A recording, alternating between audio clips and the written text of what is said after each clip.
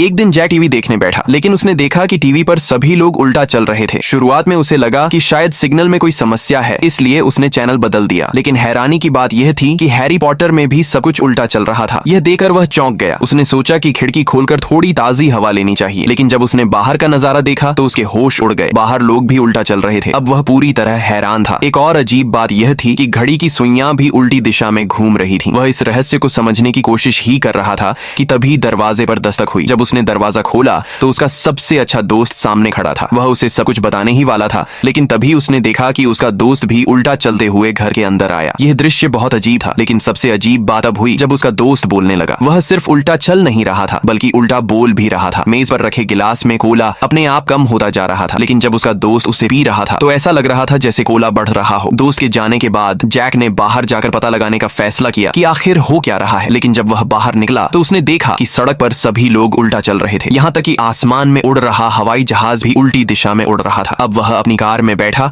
और सच्चाई जानने के लिए कहीं और जाने का फैसला किया, लेकिन शायद वह भूल गया था कि यह दुनिया अब उल्टी चल रही थी। इसलिए सड़क पर चल रही सभी गाड़ियां भी उल्टी दिशा में जा रही थीं। जब तक उसे अपनी गलती का एहसास हुआ तब तक बहुत देर हो चुकी थी।